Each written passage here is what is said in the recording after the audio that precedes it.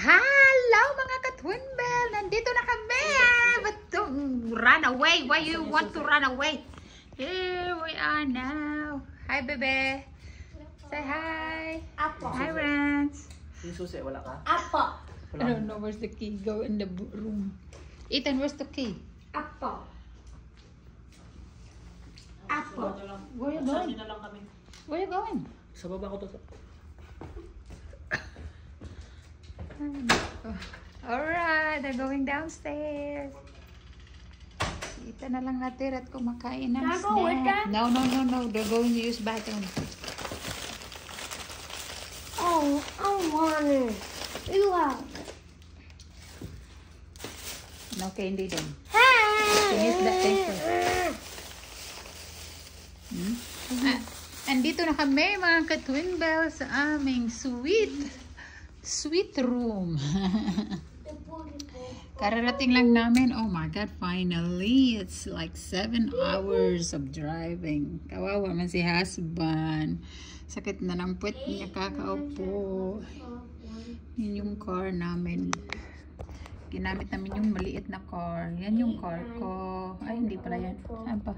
1, 2, 3, 4. Right there. 10 Maliit na car hours lang now. yung ginamit namin. No, not 10 hours. It's like 7 or 8 hours of 10 driving. hours. So, ito na. Dito na kami. I-tour ko kayo. Maliit lang naman yung kinuha namin para sa amin. Ayan.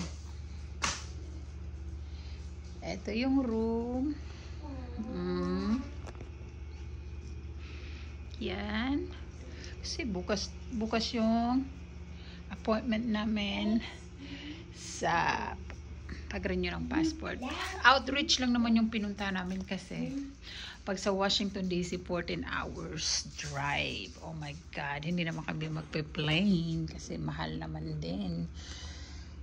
So, eto lang yung pinakamalapit. Meron sana sa Pensacola, kaso lang wala si Randy that time. Pag nasa work siya that time. So, yun. Ginrab na lang namin ito dito. So, okay naman. Ayan, pagod. May daan pa na nasunog, oh. May sunog pa na plancha. Ay, ano kaya yun? Itong, ano to, sunog to sa plancha talaga. Ayan, binidyohan ko na baka pagbintangan kami na kami ang may gawa niyan. Excuse me, hindi po kami ang may gawa niyan. Sila. So, ayan mga ka-Twin Bell. Nandun yung isa, nag-CR pa. Ito, pagod ako. Pagod talaga. Si Ita naglalaro. Short update lang ulit tayo mga ka-Twin Bell. Thank you. And later we're going to Jollibee for dinner. Ayan, for how many years that I didn't been to Jollibee. Finally makakapunta na rin. At saka si Ethan it's his first time to go there. Alright mga ka-Twin Bell, thank you so much and good luck to us. Hopefully everything will be smooth tomorrow for the renewal of my son passport. Thank you. Bye.